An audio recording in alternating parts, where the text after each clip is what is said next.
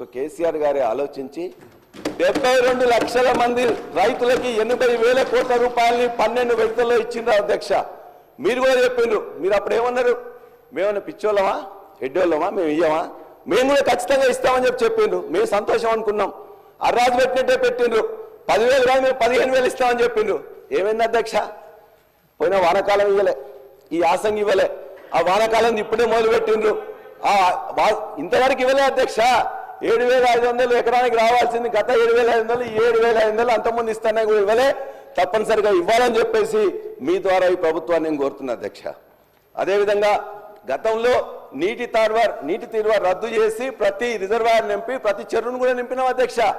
ఇవాళ మా జనగామలో ఉండే అన్ని రిజర్వాయర్లు తపాస్పల్లి కానీ, గండిరామారం కానీ, బొమ్మకూరు కానీ, ఇవాళ కన్నెపోయినగూడెం కానీ, లక్నూరు కానీ మొత్తం రిజర్వాయర్గా నిండిపోయినాం అధ్యక్ష. మేము అడిగినాం, మరి దేవాలయంలో నీళ్ళు వస్తున్నాయి కదా, ఫస్ట్ ఫేజ్ సెకండ్ ఫేజ్ అయిపోయింది, మరి ఇప్పుడు థర్డ్ ఫేజ్ కూడా మొత్తం కూడా నిర్మాణం అయిపోయింది, ఏం చేస్తారనంటే ముఖ్యమంత్రి గారు వస్తున్నారు, ముఖ్యమంత్రి గారు రాగానే మొత్తం కూడా థర్డ్ ఫేజ్ కూడా బటన్ ఆన్ చేస్తాం, అప్పుడు మీకు ఇవేగా సరిపోయేది. ఈ యొక్క ఫస్ట్ ఫేజ్ సెకండ్ ఫేజ్ తర్వాత 350 క్యూసెక్లు 500 క్యూసెక్లు వస్తున్నాయి. 1800 క్యూసెక్లను ముఖ్యమంత్రి గారు వచ్చి ఇమ్మీడియట్ గా బటన్ ఆన్ చేస్తారని చెప్పేసి మిగతా పంపులను కూడా ఆన్ చేయాలి అధ్యక్ష. సంతోషం. ముఖ్యమంత్రి గారు రేపు స్టేషన్ గన్పూర్ నియోజకవర్గానికి వస్తున్నారు. అది మొత్తం కూడా దేవాదుల ప్రాంతం. ఆ దేవాదుల ప్రాంతానికి ఇమ్మీడియట్ గా వారు ఆన్ చేసి ఇప్పటికే 50% ఎండిపోయిన పంటలకు నీళ్లు ఇవ్వాలని కోరుతున్నాం. ఆ పంటలు నష్టపోయిన వారికి ఎవరికి ఉన్నట్లయితే కాంగ్రెస్ ప్రభుత్వం ఇంతకుముందే చెప్పింది. ఏమని చెప్పిండ్రు? మేము ఖచ్చితంగా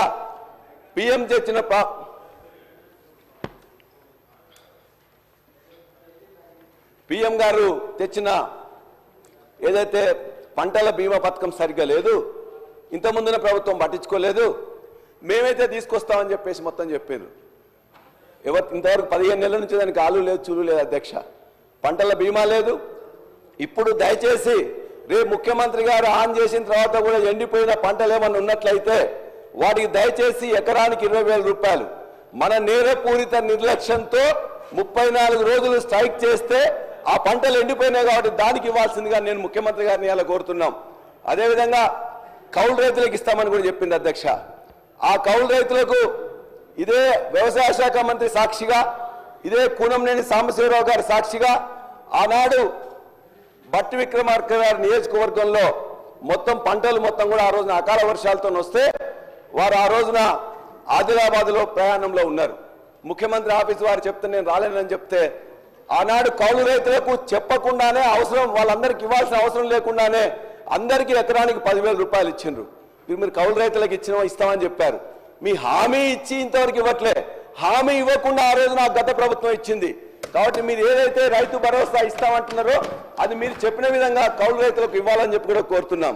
ఇక రుణమాఫీ గురించి మేము మాట్లాడితే రోజు మా మీద తిట్ల పురాణం ఎత్తుకుంటున్నారు అధ్యక్ష. మీరు దయచేసి శాంతంగా ఆలోచించండి. గత ప్రభుత్వం 30,000 కోట్ల రూపాయలు ఇచ్చింది. సరే, ఇచ్చింది ఎవరికి వచ్చింది ఎవరు కాదని మీకు తెలుస్తుంది. మీరు ఇచ్చిన 20 కోట్లు ఇచ్చినామంటున్నారు. ఆనాడు 2 లక్షల రూపాయలు ఇస్తామని పిసిసి అధ్యక్షులుగా రేవంత్ రెడ్డి గారు మాట్లాడుతుంటే ఆనాడు ముఖ్యమంత్రిగా ఉన్న కేసీఆర్ గారు అధికారులందరినీ పిలిచిండ్రు. ఎంతో ఉద్యోగులు వీళ్ళందరూ 2 లక్షలు ఇస్తామంటున్నారు, మనం ఇవ్వగలుగుతామా అని.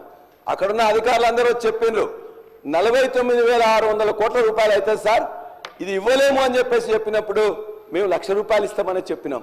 మీరు 2 లక్షలు ఇస్తామని చెప్పిండ్రు. 49 లక్షలు 35 లక్షలకు వచ్చింది, 20 లక్షలకు వచ్చింది, తర్వాత 20 లక్షలకు వచ్చింది. ఇవాటికి కూడా 50% కంటే తక్కువనే ఇవాళ రుణమాఫీ అయింది. కాబట్టి మీరు ఇవాళ మొత్తం కూడా రైతులందరూ ప్రతిరోజు తిరుగుతుంది కాబట్టి మిగతా రైతులందరూ కూడా మీరు హామీ ఇచ్చినట్టుగా రుణమాఫీ ఇవ్వాలని చెప్పేసి మీ ద్వారా కోరుతున్నాం అధ్యక్ష. అదేవిధంగా మీరేం చెప్పిన అధ్యక్ష, ఈ ప్రభుత్వం ఓన్లీ ఎంఎస్పీ ఇవ్వట్లేదు, మేమైతే వచ్చిన తర్వాత ప్రతి గింజ కొంటాం ఎంఎస్పీ కూడా ఇస్తామని చెప్పింది. ఎంఎస్పీ ఇచ్చిందే కాదు, ఇలా వరంగల్ రైతు డిక్లరేషన్ కానీ లేకపోతే మీ మేనిఫెస్టోలో కానీ క్లియర్గా చెప్పింది. ఏమి చెప్పిన అధ్యక్ష, ఇక్కడ పండిన ప్రతి గింజకు కూడా బోనస్ ఇస్తామని చెప్పింది. అందులో వరి ధాన్యంకి ఇస్తామని చెప్పిండ్రు. 2,183 ఉంటే 2,683 చేస్తామన్నారు. 2,183 ఎంఎస్పీ దేనికి ఉంది అధ్యక్ష? దొడ్డు ధాన్యానికి ఉంది. మరి ఇచ్చిండ్రా?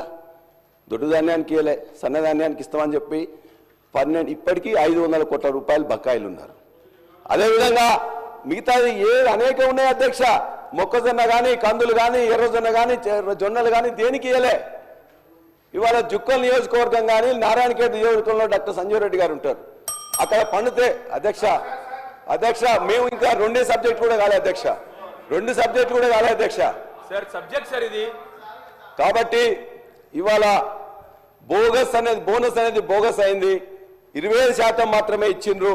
మేము ఖచ్చితంగా లెక్కలతో మొత్తం చూపిస్తాం. మీరు వ్యవసాయ కమిషన్ నోట్ ఇచ్చారు, వ్యవసాయ కమిషన్ నోట్ వేశారు. ఆ వ్యవసాయ కమిషన్ లో అధ్యక్ష అది ఒక పునరావాస కేంద్రం తప్ప దానివల్ల ఏమి చేయట్లేదు అధ్యక్ష. మేము ఇవాళ చెప్తున్నాం 1400